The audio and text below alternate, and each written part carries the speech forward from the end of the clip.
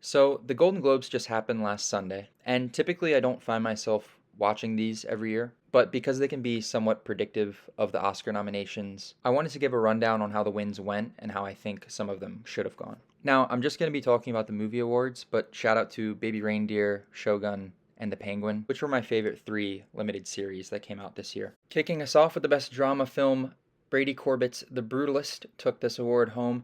I saw all of these films except for September 5th, and I'm glad The Brutalist won. I think the scale, the directing, the writing, the cinematography, everything about that movie to me is the best of the year. So wouldn't have been upset with Nickel Boys or a Dune Part 2 win, but I think the Golden Globes got this one right. Next is Best Musical or Comedy. So Amelia Perez, one of the most controversial films of the year. And even when you take that controversy aside, there's nothing about this film that I think impresses anyone that I've talked to that has seen it. I think for the most part, it's a mess. I like when directors take chances and show us new things, but nothing in this movie worked for me. I personally would have picked Challengers. I think Honora is a strong choice too. Both of those I believe will end up being in my top 10 of the year. I wasn't the biggest fan of A Real Pain. I really didn't like Wicked. I enjoyed The Substance as well. Honestly, I think anything other than Emilia Perez would have been a good pick here. Next up is Best Animated Film. From this list, I've only seen Flo and Memoir of a Snail. Honestly, either one of those I'd be really happy with winning. I typically gravitate towards the original ideas with unique animation, so I'm very happy to see Flo here getting the win. Memoir of a Snail, I also would have been quite happy with.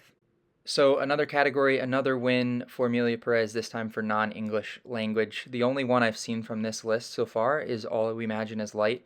I 100% would have picked that over Amelia Perez. I also have heard great things about The Seed of the Sacred Fig and I'm Still Here, so I would have much rather seen one of those three films get the win instead. So for Best Actress in a Drama, honestly, I've only seen Baby Girl so far from this list. I wouldn't even consider that a drama. So a great lineup of actresses, but I haven't had the chance to fully review all of these to say much more. Now, Best Actor in a Drama, this is such a good lineup. I think everybody from this list did an impeccable job in their roles, and they're all asked to do kind of different things. I'm perfectly happy with Adrian Brody getting the win here, and I really think that this is very similar to what we're going to see out of the Oscar nominations. Next up is Best Actress in a Musical or Comedy, and I do think that Demi Moore deserved this for her role in The Substance. It's definitely one of the most demanding and vulnerable roles of the year, and I commend her for saying yes to being in it. But I personally would give Mikey Madison the edge just given the depth and range of emotion she brought to Honora. I really think that her performance is what made that movie work so well. Moving on to Best Actor in a Musical or Comedy, I'm glad that Sebastian Stan won this award. I really enjoyed A Different Man. It definitely stood out more to me than maybe what I consider a silver medal in Glenn Powell and a bronze medal in Jesse Plemons.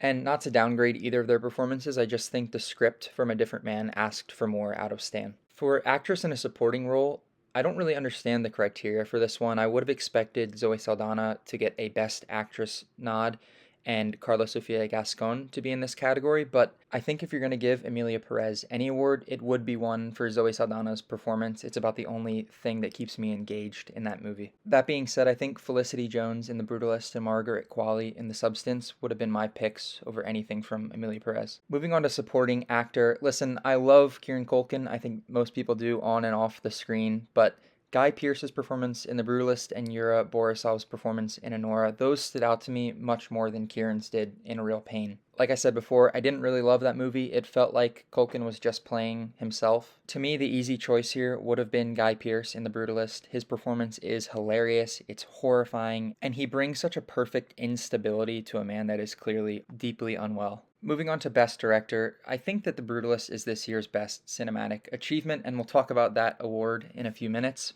You can put aside all of the tribulations that Corbett went through in getting this film made, including the budget, including how he shot it, including the length, including distribution, and you're still left with a masterpiece. This is a true American epic, and even when you look at how great some of the other films are on this list, minus Amelia Perez, Corbett is still my clear choice for Best Director. Moving on to Best Screenplay, I think that's definitely the best part of Conclave, so I'm okay with it receiving this award. But my personal pick would have been Sean Baker and Honora. I think similarly, the screenplay for that movie is the backbone, which supports the performances, and I think Baker is so great at realistic humor. I still have problems with it, especially in the first act, but I think that out of this group, it would have been my pick. For Best Original Score, I think there's a trio of frontrunners, that being The Brutalist, Dune Part 2, and Challengers.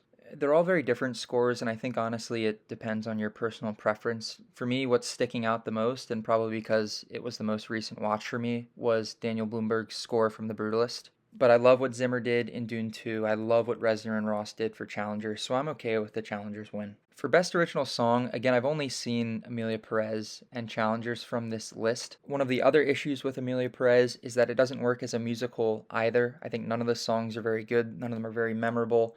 I just watched the film, and even I had to go back and listen to both of those songs from this nomination list to figure out which ones they were. So, personally, I would say Compress Repress would be my pick, but I don't even think that's my favorite song from Challengers. Finally, ending with what I think is the least important of all the awards given out. The reason I say that is because every movie on this list is not an original idea. Even The Wild Robot came from a book. It frustrates me because there's so many other films that could have been nominated here that had a true cinematic or box office achievement. So while it looks like they're using this category just to honor whoever made the most money, I would have loved to see The Brutalist or I Saw the TV Glow or even Piece by Piece nominated here. I think that would be an example of some movies that actually achieved something this year. So at the end of the day, I think we got some good and some bad out of these Golden Globes, kind of perfectly encapsulated by how well both The Brutalist and Amelia Perez did. That'll end my recap of this year's Golden Globes, and I will see you in the next video. Thanks for watching.